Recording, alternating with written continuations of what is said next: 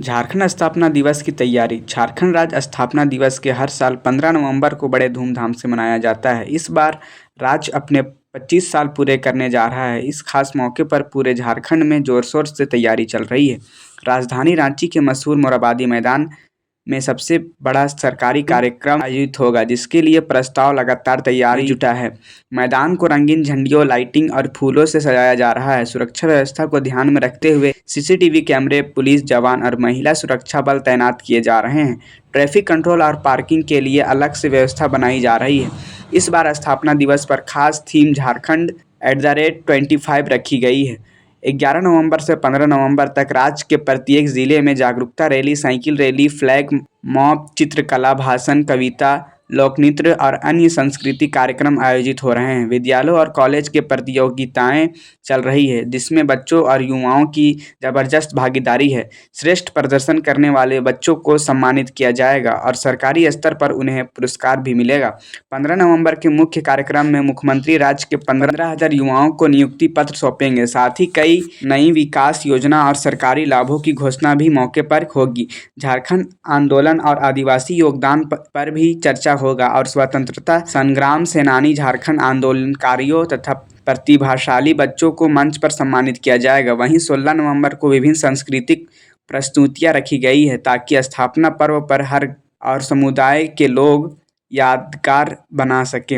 इस अलावा प्रशासन की ओर से काफ़ी योजना आपकी सरकार आपके द्वार अभियान की शुरुआत किया गया है। इसके तहत प्रमाण पत्र और सरकारी योजना का लाभ सीधे लोगों तक पहुंचाया जा रहा है। कुल मिलाकर इस बार झारखंड स्थापना दिवस को पूरी भव्यता और उत्साह के साथ मनाया जा रहा है, ताकि लोगों में राज्य के प्रति गर्व, एकता और सकारात्मक ऊर्जा का संचार हो सके।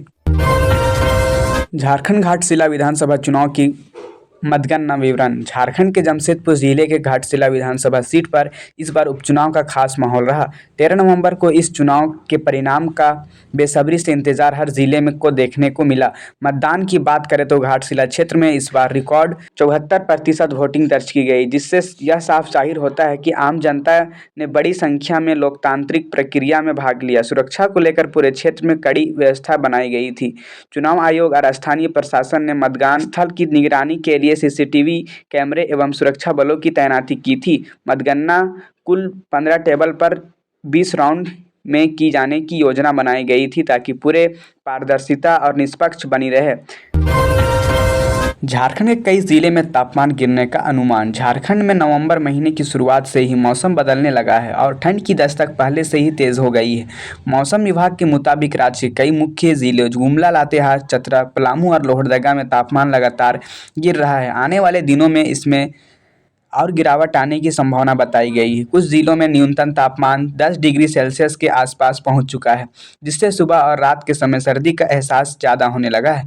राजधानी रांची में तापमान सामान्य से नीचे दर्ज किया गया है और सुबह के वक्त घना कोहरा छाया रहता है। इससे वाहनों की आवाजाही में काफ़ी दिक्कत आ रही है और दृश्यता प्रभावित होती जा रही है। इसके चलते प्रशासन ने वाहन चालकों को सतर्क रहने और आवश्यक होने पर ही यात्रा करने की सलाह दी है।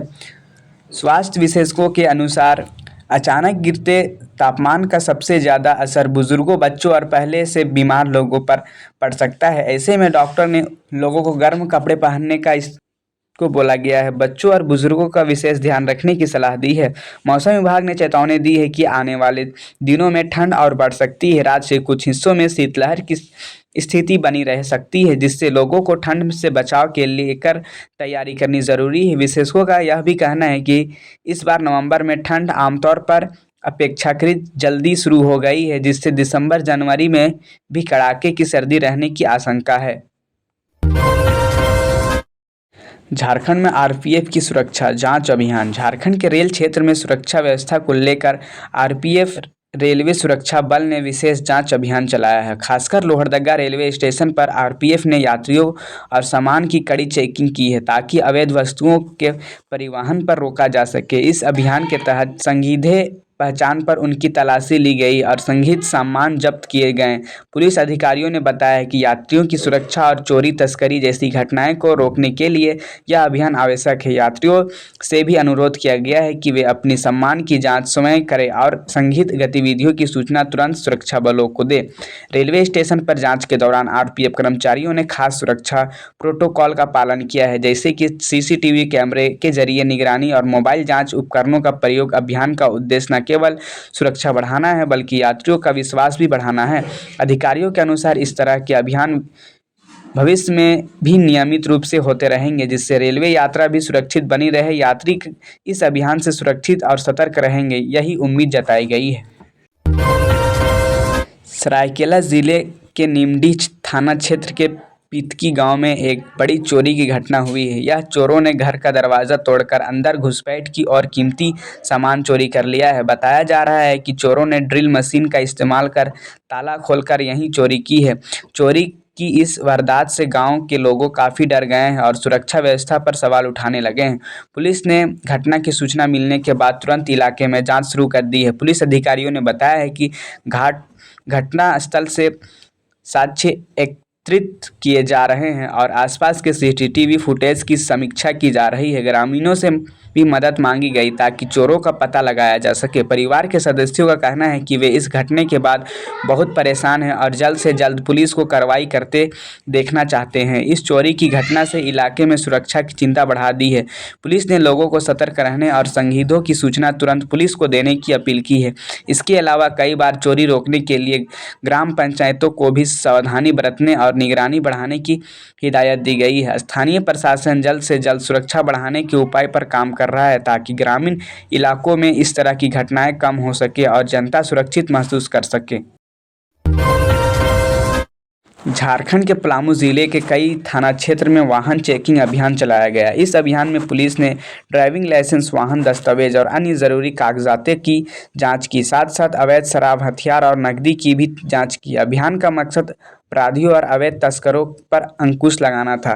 पुलिस अधिकारी ने बताया है कि अभियान के दौरान कई वाहनों को रुकवा कर कड़ी तलाशी ली गई, अवैध शराब और कुछ संदिग्ध वस्तुएं बरामद की हुई, साथ ही नकदी रखने वालों भी पूछताछ की गई। पुलिस ने कहा कि यह अभियान नियमित रूप से जारी होगा ताकि पलामू जिले में कानून व्यवस्था को मजबूत किया जा सके। स्थानीय लोगों ने पुलिस के इस कदम की सराहना की है। उन्होंने कहा है कि इससे अपराधियों में डर जाएगा और सामान्य नागरिक को सुरक्षा की भावना मिलेगी। प्रशासन ने लोगों से अपील की है कि वे अशांति फैलाने वाले की सूचना तुरंत पुलिस को दें ताकि समय पर रहते कार्रवाई हो सके। यह अभियान राज्य भर में चल रहे हैं अन्य सुरक्षा अभियानों का हिस्सा है, जिसमें रेलवे सुरक्षा, सड़क सुरक्षा और चुनावी सुरक्षा को भी खास महत्व दिया जा रहा है। ऐसे कदमों से उम्मीद है कि झारखंड में अपराध और तस्करी पर प्रभावी नियंत्रण कायम हो रहेगा और जनता का जीवन सुरक्षित बनेगा। झारखंड में 80 लाख रुपए गहने की रिकवरी। झारखंड के हजारीबाग जिले में पुलिस ने एक बड़ी कार्रवाई कर 80 लाख रुपए की गहना बरामद की है। पुलिस ने इस कारोबार से जुड़ी 6 लोगों को गिरफ्तार किया है, जिन पर कई बड़ी चोरियां भी शामिल होने का संदेह है। यह गिरफ्तारियां हाल में ही हुई चोरी की घटना की जांच के दौरान हुई, जिसमें मोबाइल फ़ोन और महंगे गहने शामिल थे। बरामद किए गए गहने की कीमत लगभग 80 लाख रुपए बताई जा रही है।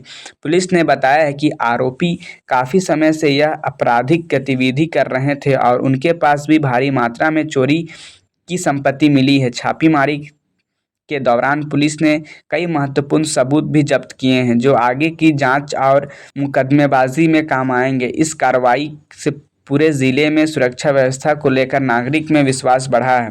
हजारीबाग पुलिस ने जनता से अपील की है कि वे संदिग्ध गतिविधियों की सूचना तुरंत पुलिस को दें, जिससे समय रहते अपराध को रोका जा सके। इसके अलावा पुलिस ने अपनी जांच से जुटी है कि यह गिरोह अन्य जिलों में भी अपराध कर रहा था या नहीं। गिरफ्तार आरोपियों ने काफ़ी पूछताछ की जा रही ताकि आगे की योजना का पता लगाया जा सके।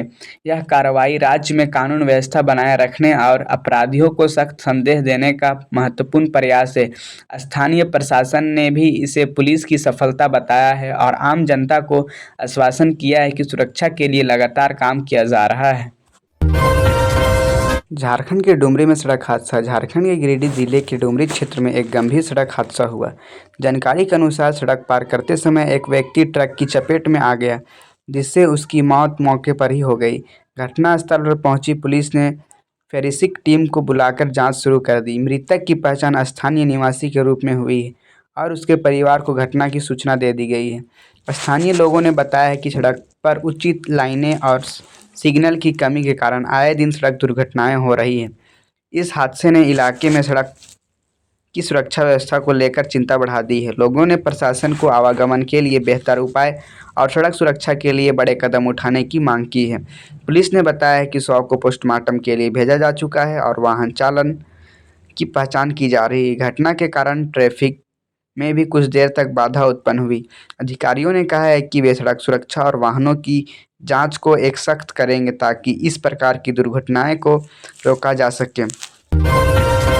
लातेहार में 2 उग्रवादियों ने आत्मसमर्पण। झारखंड के लातेहार जिले के झारखंड जन मुक्ति परिषद जेजेपी के 2 प्रमुख उग्रवादियों ने पुलिस के साथ समक्ष आत्मसमर्पण कर दिया। इनमें से एक सबोनल कमांडर ब्रुजेश यादव यानी राकेश और एरिया है, जिन पर 5 लाख रुपए का इनाम घोषित था। साथ ही एरिया कमांडर अवधेश लोहरा उर्फ रोहित ने भी हथियार छोड़ दिया। दोनों की आत्मसमर्पण की खबर से स्थानीय और राज्य सरकार की खुशी का माहौल है। पुलिस अधिकारियों ने बताया है कि आत्मसमर्पण नीति के तहत यह कदम उग्रवाद खत्म करने की दिशा में महत्वपूर्ण माना जा रहा है। इन दोनों उग्रवादियों पर कई आरोपी मामले दर्ज है। पुलिस का वादा है कि मार्च 2026 तक राज्य के नक्सलवाद पूरी तरह समाप्त करने का लक्ष्य रखा गया है। इसके अलावा गुमला पुलिस ने हाल में ही ड्रग्स तस्करों के खिलाफ बड़ी कार्रवाई की है, जिसमें ब्राउन शुगर और अवैध अफीम की खेत जब्त की गई है। 3 आरोपी गिरफ्तार किए गए हैं। पलामू इलाके में भी 2018 से फरार एक नक्सली को भी गिरफ्तार किया गया है। रांची में दिल्ली ब्लास्ट के बाद सुरक्षा जांच तेज कर दी गई है। विभिन्न इलाके में तलाशी अभियान जारी है और संदिग्ध राजेश और सामान जब्त किए गए हैं। इस प्रकार की सघन सुरक्षा जांचों से राज्य में आतंकवाद और उग्रवाद को नियंत्रित करने में मदद मिल रही है। झारखंड में 13 नवंबर को बड़े पैमाने पर स्वैच्छिक रक्तदान अभियान। झारखंड सरकार और स्वास्थ्य विभाग ने राज्य के सभी जिलों में 12 से 28 नवंबर तक बड़े पैमाने पर स्वैच्छिक रक्तदान अभियान चलाने की योजना बनाई है। इस अभियान का उद्देश्य रक्त की कमी को पूरा करना है और ज़रूरतमंदों को पूरा समय पर रक्त उपलब्ध कराना है। स्वास्थ्य चिकित्सा विभाग के निर्देशानुसार इस अभियान में स्थानीय अस्पताल, स्वास्थ्य केंद्र, विद्यालय, कॉलेज और विभिन्न सामाजिक संस्थान शामिल हैं।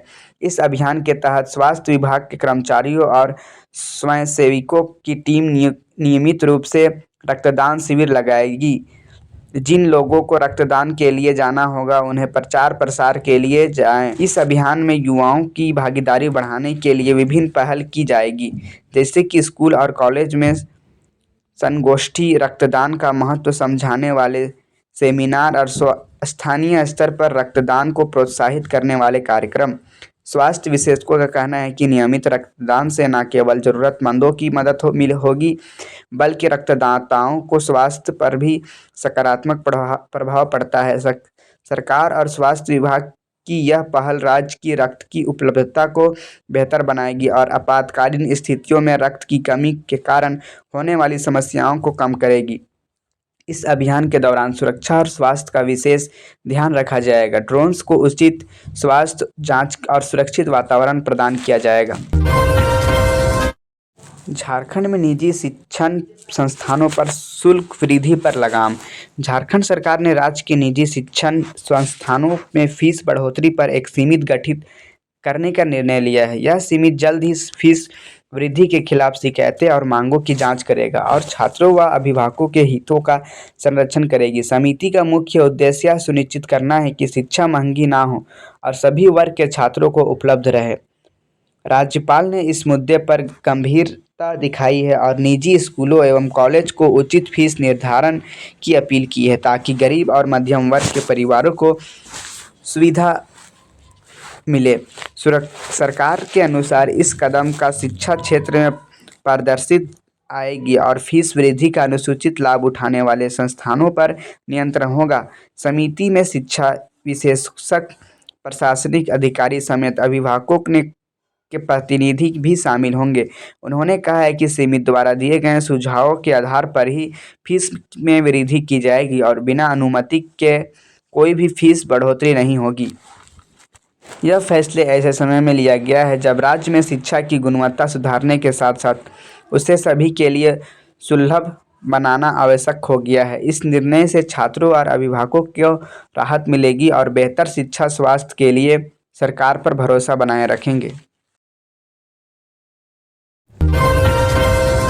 झारखंड में पंचायत कर्मियों के मानदेय में वृद्धि। झारखंड सरकार ने पंचायत कर्मियों के मानदेय में वृद्धि करने का फैसला लिया है। इस कदम का उद्देश्य पंचायत स्तर पर काम करने वाले कर्मचारियों को वित्तीय राहत देना है और उनकी आर्थिक स्थिति को मजबूत बनाना है।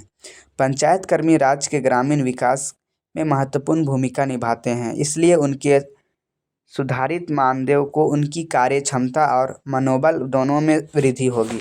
सरकार ने बताया है कि नई नीति के तहत पंचायत कर्मियों को अब महीने के वेतन में वृद्धि के साथ साथ कुछ अन्य भत्ते भी मिलेंगे, जिससे वे अपने ज़रूरतों को बेहतर तरीके से पूरा कर सकेंगे। यह बदलाव पंचायती की कार्य कुशलता और विकास में सकारात्मक प्रभाव डालने की उम्मीद जताई जा रही है।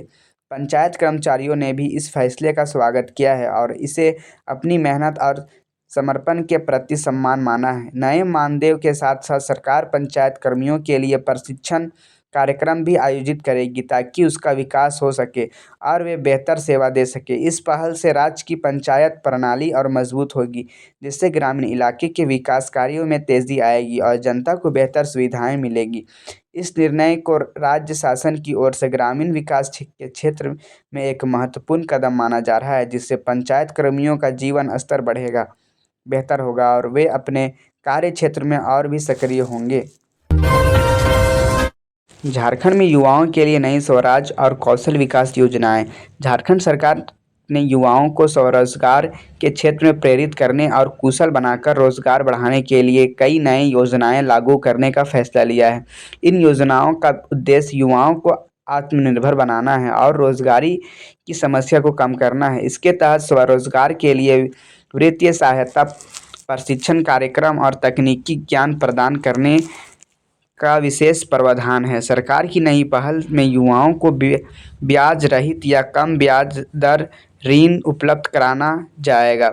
वे छोटे स्तर पर अपना व्यवसाय शुरू कर सकेंगे। इसके अलावा विभिन्न उद्योगों और कृषि आधारित क्षेत्रों में कौशल विकास का प्रशिक्षण केंद्र बनाए जाएंगे, जहां युवाओं को आधुनिक तकनीक और मार्केटिंग की जानकारी दी जाएगी। इससे युवाओं का रोजगार के नए अवसर मिलेंगे और वे अपने हुनर का सही इस्तेमाल कर सकेंगे। इस योजना में विशेष ध्यान आदिवासी व पिछड़े वर्ग के युवाओं को भी दिया गया है ताकि वे समान रूप से इसका लाभ उठा सके।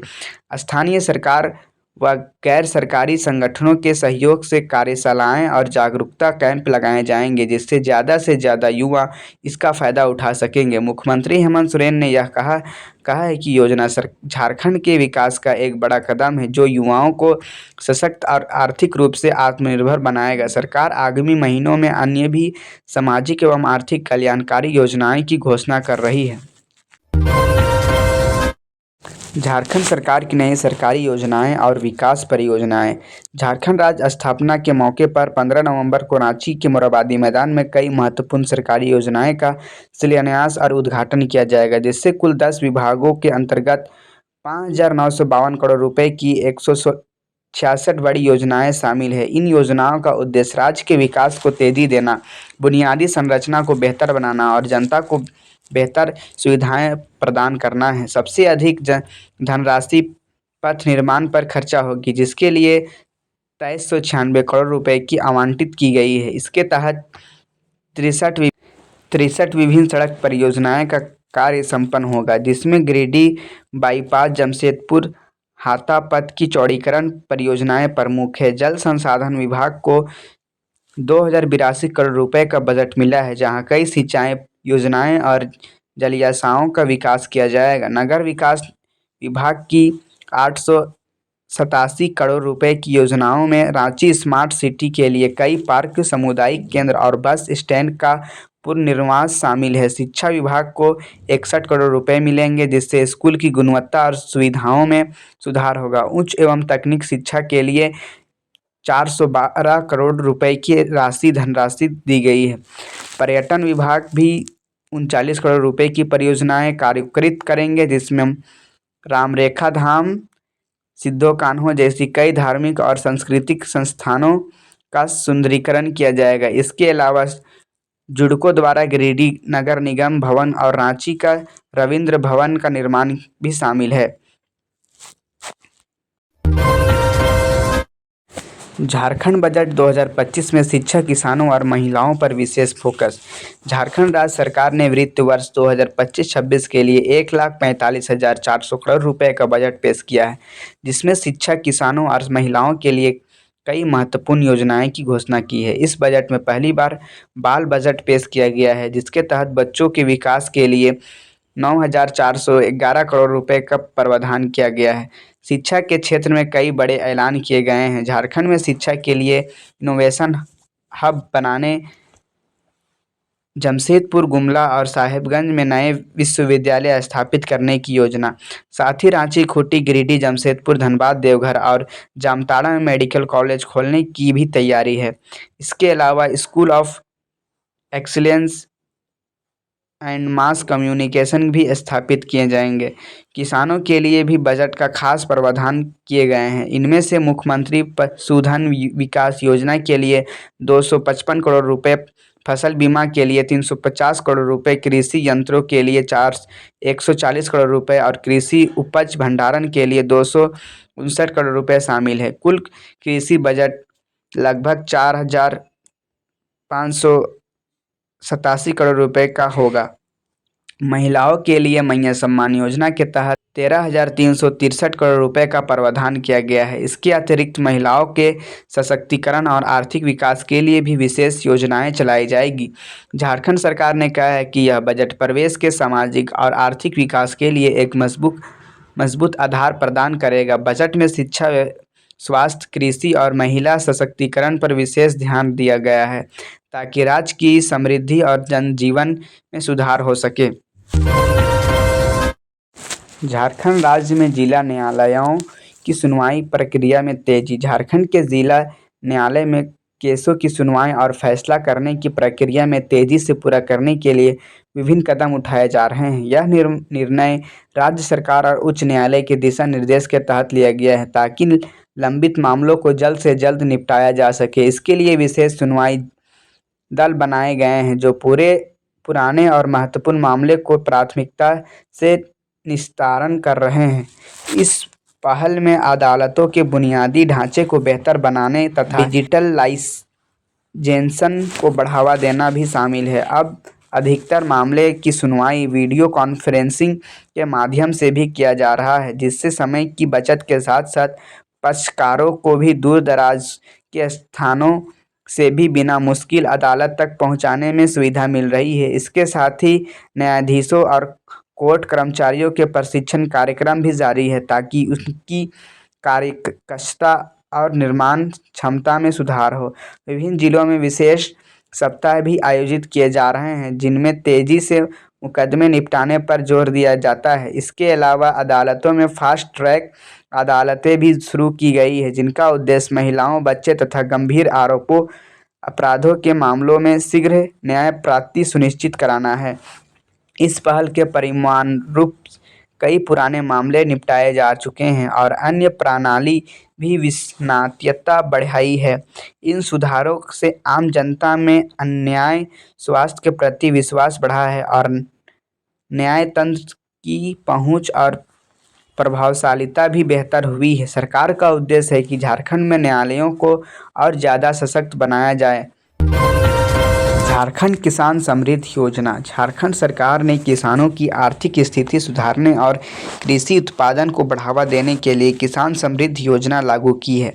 इस योजना का मुख्य उद्देश्य कृषि पर निर्भर किसानों को सौर ऊर्जा संचालित सिंचाई प्रणालियों से लाइन्स कराना है, जिससे वे अपनी खेती की लागत कम कर सके और अधिक फसल उगाने की क्षमता बन सके।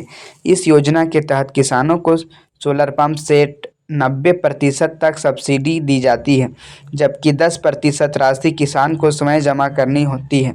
योजना राज्य के सभी 24 जिलों में लागू है और इसमें 5 HP सहित और सौर ऊर्जा आधारित पंप सेट और 2 HP सतही और ऊर्जा आधारित पंप सेट शामिल है, जो विभिन्न जल स्रोतों जैसे कुआं, नदी, तालाब, चेक डैम आदि से जल उठाने की उपयोगी है।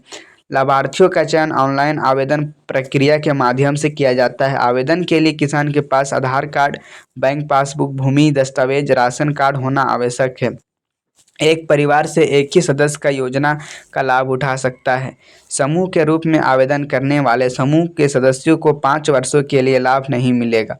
यह योजना न केवल किसानों की सिंचाई की समस्याओं का हल करती है, बल्कि जीवाश्म ईंधन पर निर्भरता कम करने, पर्यावरण संरक्षण में भी योगदान देती है। इससे किसानों की आय में वृद्धि होगी और वे कृषि के आधुनिक तरीके को अपनाने में सक्षम होंगे।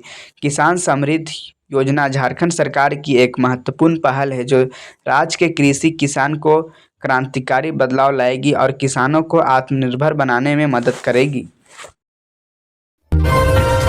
झारखंड के 3 जिलों में शीतलहर का येलो अलर्ट। झारखंड में मौसम का मिजाज इन दिनों तेजी से बदल रहा है। राज्य के 3 बड़े जिले रांची, बोकारो और जमशेदपुर में मौसम विभाग ने 14 नवंबर तक शीतलहर का येलो अलर्ट घोषित किया है। इसका मतलब है कि इन जिलों में तापमान अचानक काफ़ी गिर सकता है, जिससे लोगों को रोज़मर्रा के जीवन में खास सावधानी बरतनी ज़रूरी हो गई है। मौसम विभाग के मुताबिक पिछले कुछ दिनों में रात के समय ठंड बढ़ने लगी है और कई जगहों पर न्यूनतम तापमान सामान्य से काफ़ी नीचे दर्ज किया जा रहा है। सुबह के वक्त कोहरा भी छाया रहता है, जिससे सड़क पर चलने वाले वाहन चालकों को परेशानी हो रही है। रोड सेफ्टी को लेकर प्रशासन ने सतर्कता बरतने की सलाह दी है, ताकि दुर्घटनाओं को रोका जा सके। स्वास्थ्य के लिहाज से देखा जा रहा है कि मौसम बुजुर्गों, बच्चों और इसके अलावा प्रशासन ने स्कूल और बच्चों के लिए विशेष निर्देश जारी किया है। छोटे बच्चों की छुट्टी जल्द की दी जाएगी और खेलकूद की गतिविधियों में कमी लाई गई है। रांची, बोकारो और जमशेदपुर के नागरिक को सरकारी निर्देशों का पालन करने का ज़रूरत सतर्कता बरतने और किसी भी आपातकालीन स्थिति में हेल्पलाइन नंबर पर तुरंत संपर्क करने को कहा गया है। शीतलहर के दौरान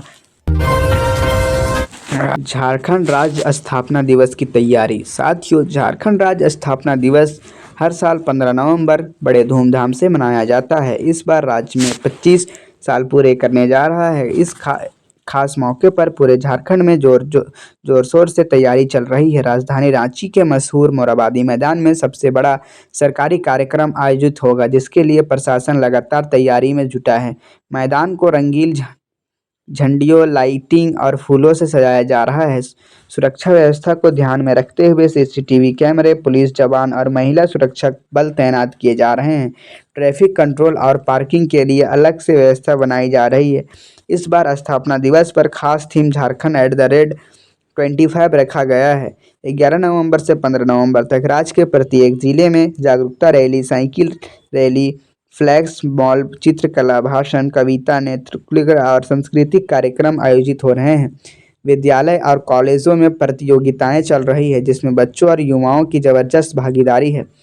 श्रेष्ठ प्रदर्शन करने वाले बच्चों को सम्मानित किया जाएगा और सरकारी स्तर पर उन्हें पुरस्कार भी मिलेगा। 15 नवंबर के मुख्य कार्यक्रम में मुख्यमंत्री राज्य के 15,000 युवाओं को नियुक्ति पत्र सौंपेंगे। साथ ही कई नई विकास योजनाएं और सरकारी लाभों को घोषणा भी इसी मौके पर होगी। झारखंड आंदोलन और आदिवासी योगदान पर भी चर्चा होगी और स्वतंत्रता संग्राम सेनानियों, झारखंड आंदोलनकारियों तथा प्रतिभाशाली बच्चों को मंच से सम्मानित किया जाएगा। वहीं 16 नवंबर को विभिन्न सांस्कृतिक प्रस्तुतियां रखी गई है, ताकि स्थापना पर्व को हर वर्ग और समुदाय के लोग यादगार बना सके। इसके अलावा प्रशासन की ओर से आपकी योजना, आपकी सरकार, आपके द्वार अभियान भी शुरू किया गया है, जिसके तहत प्रमाण पत्र और सरकारी योजना का लाभ सीधे लोगों तक पहुंचाया जा रहा है।